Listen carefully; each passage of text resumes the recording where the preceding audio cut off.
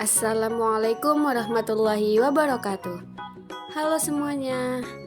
Perkenalkan, saya Uci Kurniati dengan NIM 0306232054 dari kelas PGMI 2 Stambuk 2023, Fakultas Ilmu Tarbiyah dan Keguruan Universitas Islam Negeri Sumatera Utara. Nah, di sini saya akan menampilkan gambaran dan penjelasan tentang siklus air atau water cycle.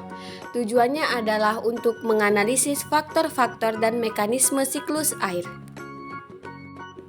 Siklus air atau siklus hidrologi adalah sirkulasi air yang tidak pernah berhenti dari atmosfer ke bumi dan kembali ke atmosfer melalui proses kondensasi, presipitasi, evaporasi, dan transpirasi.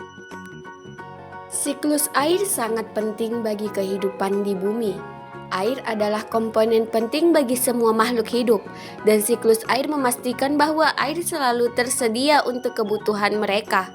Siklus air juga membantu mengatur iklim bumi dan mencegah terjadinya kekeringan dan banjir. Siklus air terbagi menjadi beberapa tahap, yaitu yang pertama evaporasi, yang kedua transpirasi, yang ketiga kondensasi, yang keempat adveksi, yang kelima presipitasi, dan keenam sublimasi, lalu yang terakhir adalah infiltrasi. Tahap yang pertama adalah evaporasi, yaitu proses penguapan air dari sungai, danau, atau laut yang menjadi uap air karena panas matahari. Yang kedua adalah transpirasi, yaitu proses penguapan air pada bagian tubuh makhluk hidup khususnya tumbuhan dan hewan. Tumbuhan mengeluarkan uap air dari hasil fotosintesis, sedangkan pada hewan mengeluarkan uap air dari hasil bernafas. Yang ketiga adalah kondensasi. Kondensasi adalah proses pembentukan awan dari titik-titik uap air. Yang keempat adalah tahapan adveksi. Adveksi merupakan proses berpindahnya awan, sehingga awan-awan menyebar dan berpindah tempat. Yang kelima adalah tahapan presipitasi. Presipitasi atau hujan terjadi karena awan telah mencapai titik jenuh atau batas maksimal air yang dapat ditampung.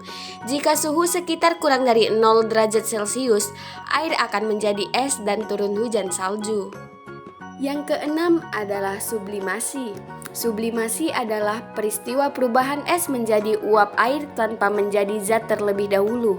Tahap ini terjadi di wilayah kutub, baik kutub utara, selatan, serta wilayah yang banyak terdapat lapisan es yang akan mengalami proses sublimasi. Yang ketujuh adalah tahapan infiltrasi, yaitu proses menyerapnya air ke dalam tanah. Infiltrasi merupakan tahapan terakhir pada siklus air. Nah, lalu di sini saya akan menjelaskan faktor-faktor apa saja sih yang mempengaruhi siklus air. Nah, siklus air dipengaruhi oleh suhu, angin, topografi, dan vegetasi. Semakin tinggi suhu, maka semakin cepat air menguap. Angin membantu memindahkan uap air di atmosfer. Lalu, ketinggian dan bentuk permukaan bumi dapat mempengaruhi pola presipitasi. Dan selanjutnya tumbuhan memainkan peran penting dalam siklus air melalui transpirasi. Nah, dampak aktivitas manusia terhadap siklus air dapat menyebabkan pencemaran air. Pencemaran air dapat mencemari air yang tersedia untuk minum, irigasi, dan kehidupan liar. Yang kedua, penggunaan air yang berlebihan. Penggunaan air yang berlebihan dapat menyebabkan kekeringan dan kekurangan air. Yang ketiga adalah deforestasi. Deforestasi dapat mengurangi transpirasi dan mempengaruhi pola presipitasi. Pentingnya menjaga siklus air, yaitu menjaga kelestarian air adalah hal yang sangat penting. Kita harus melakukan upaya untuk mengurangi pencemaran air, menggunakan air secara efisien, dan melindungi hutan.